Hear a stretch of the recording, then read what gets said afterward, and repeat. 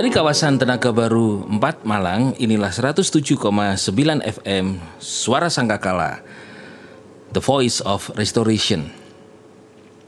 Berjumpa lagi dalam program Dunia Firman atau Dufan. Bersama saya, Pastor Kuku. Saya akan menyampaikan hari ini tema dengan judul yang hari-hari ini sedang lumayan viral di kekristenan, karena ada peristiwa anak pendeta bunuh diri. Anak pendeta bunuh diri. Nah, berarti kan anak seorang hamba Tuhan. Lalu juga tidak hanya terjadi di Indonesia dan satu kota di Indonesia, tetapi juga di luar negeri juga ada beberapa kasus. Banyak orang yang ketika mendapatkan tekanan berat, ada pergumulan, orang tua tidak bisa membantu anak atau terlalu mengekang, kemudian anak itu harus bunuh diri. Haruskah bunuh diri? Ada yang berkata bahwa bunuh diri itu langsung highway to hell, langsung pergi ke neraka. Ada yang berkata demikian, bunuh diri tidak selamat. Ada yang berkata demikian. Tapi kemudian apakah ketika menjadi stres, menjadi tertekan berat, ketika diri kita menjadi tertekan yang kita sudah gelap, haruskah kita pergi ke gunung atau pergi ke gedung tinggi kemudian kita menjatuhkan diri? Apakah betul-betul sampai sebegitu gelapkah jalan, pikiran, perasaan, dan merasa tidak ada orang yang menolong kita? Bukankah kita percaya mujizat itu masih terjadi? Tapi itu terjadi kepada anak-anak Tuhan. Bahkan hidupnya di lingkungan gereja, hidupnya di lingkungan orang Kristen, orang tua, juga seorang hamba Tuhan, pelayan, tahu firman Tuhan. Iya. Lalu banyak orang Kristen yang kemudian menjadi bertanya-tanya, kok bisa ya setiap hari baca firman, hidupnya di gereja, anak Tuhan, anak pendeta, bahkan ada pendeta yang menghajar istrinya sampai kemudian harus berurusan dengan peristiwa hukum, di mana kasihnya dan sebagainya. Dulu ada lagu yang seringkali begini bernyanyi, rocker juga manusia. Lalu orang Kristen berkata, pendeta juga manusia. Ya saudara, manusia, kita memang tidak lepas dari masalah pergumulan. Manusia memang selalu ada tekanan-tekanan, baik itu pendeta sekalipun. Saya ingat waktu di Bali, saya pernah di Bali, di sana dipercayakan dalam pengembalaan 3 tahun. Lalu di kota Denpasar itu, pada waktu itu kira-kira sudah 10-12 tahun yang lalu. Lalu di sana itu setiap Senin kami para hamba-hamba Tuhan, para pendeta itu kami main futsal. Kemudian tendangannya kenceng-kenceng, kalau sudah kayak mau jegal gitu, kayak jegal sungguhan saudara. Tendangannya kenapa? Mainnya kenceng sekali, agak keras. Lalu beberapa pendeta berkata, iya karena setiap hari Minggu kita kan stres nih ngurusi jemaat, stres ini banyak khotbah, sehingga kami lampiaskan melalui tendangan-tendangan di sepak bola futsal ini. Wah, jadi tendangannya kenceng-kenceng, kalau lari kenceng, katanya melampiaskan seperti healing. Ya walaupun itu dalam obrolan guyon gitu ya. Memang mungkin dipercayakan jemaat besar, lalu mengurusi jemaat sendiri, bisa ada tekanan sendiri, atau mungkin sedang memikirkan keuangan gereja, atau memikirkan jemaat, pelayan jemaat dan sebagainya, butuh healing. Maka dari itu kasihilah hamba Tuhan, kasihilah pastor, kasihilah duta Kristus yang ada di dalam gereja kita. Nah, saudara, ingatlah, kalau engkau kemudian ketika dalam keadaan tertekan, stres, Daud di Perjanjian Lama, Daud pernah berkata begini, ketahuilah 1 Samuel pasal 26 ayat yang 24, sebagaimana hidupmu demikian berharga di mataku pada hari ini, demikianlah hendaknya hidupku berharga di mata Yahweh, di mata Tuhan, di mata Bapa di surga, di mata Bapa surgawi Yahweh Elohim. Kiranya Dia melepaskan aku dari segala kesesakan. Daud berkata bahwa hidupku berharga di mata Tuhan. Tuhan pasti bisa melepaskan aku dari segala kesesakan. Ketika mendapatkan tekanan sedemikian besar, tidak ada jalan keluar, ingat hidupmu berharga. Kalau membunuh diri sendiri, melempar diri, menjatuhkan diri dari gedung tinggi, rasanya seperti tidak melihat bahwa hidupmu itu berharga. Mungkin engkau merasa tidak dihargai oleh orang sekitarmu, atau terpepet hutang yang sedemikian berat sehingga tidak bisa membayarnya, nggak tahu di mana harus membayar hutang. Padahal, wah ini anak pendeta kok bunuh diri.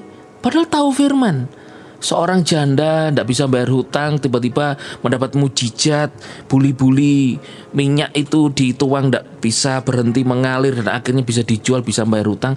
Percaya mujizat. Nah, saya percaya Tuhan Yesus sudah membela kita supaya kita tidak mati atas hukuman dosa, sehingga Dia menyerahkan dirinya untuk kita.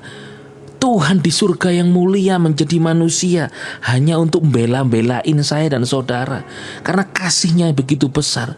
Masa yang terbaik yang surga diberikan.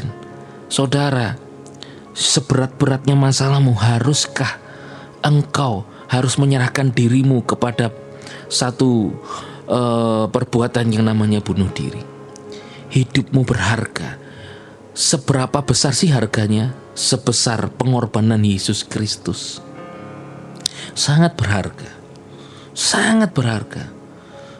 Saya punya rekan di sini yang saya mendengarkan khotbahnya bagus sekali, rekan pastor. Dia kalau khotbah di kematian selalu berkata begini, manusia kan dari debu tanah. Tanah yang paling mahal itu bukan tanah yang di tempat elit per meter, tapi tanah yang paling mahal itu adalah tubuh manusia, katanya begitu. Karena tubuh kita dari debu akan kembali kepada debu. Oh, dari debu tanah hanya ada nyawa dan ada jiwa. Itu mahal harganya. Manusia itu sangat berharga di mata Tuhan. Saudara, kalau ada apa-apa, lihatlah Yesus mengasihimu.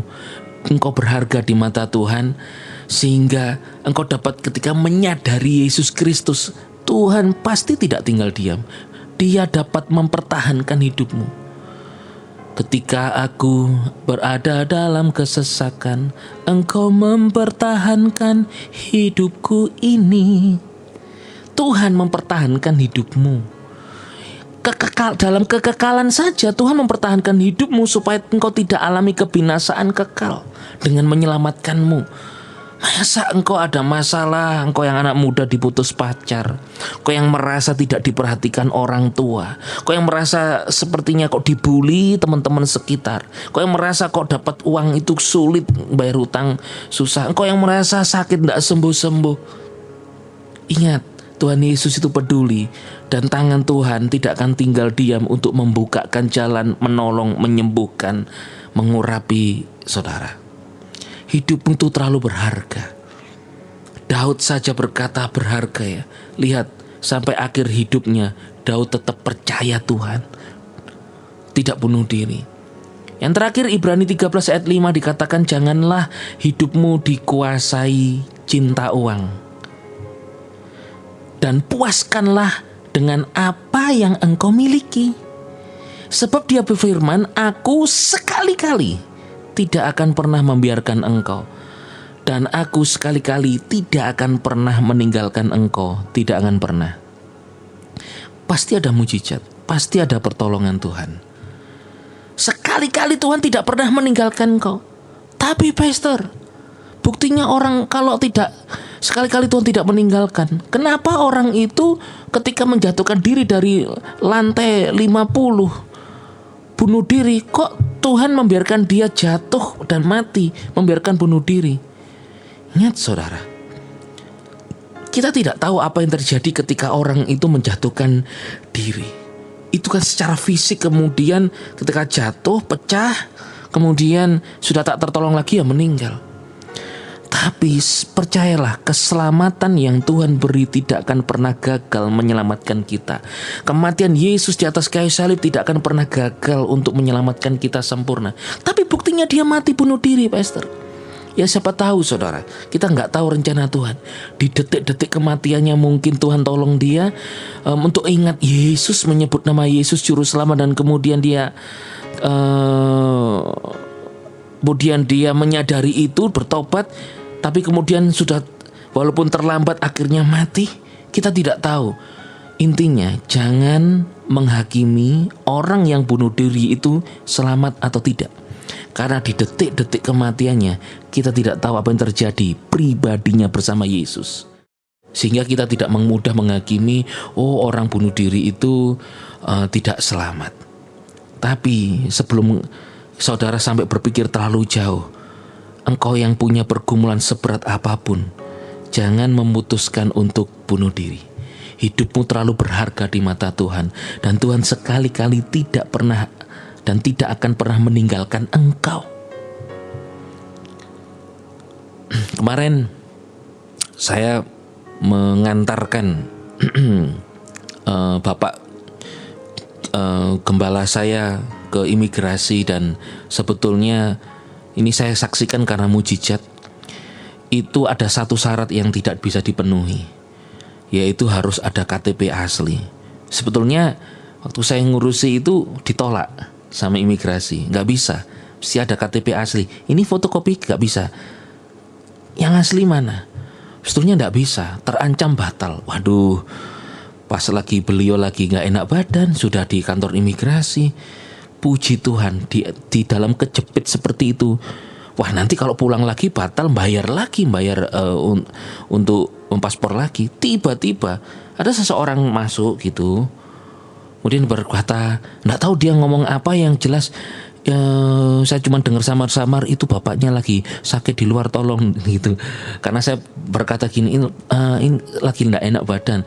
Dan tiba-tiba bagaimana yang di bagian admin itu mengubah keputusannya, oke bapak silakan masuk untuk wawancara dan foto paspor. Puji Tuhan.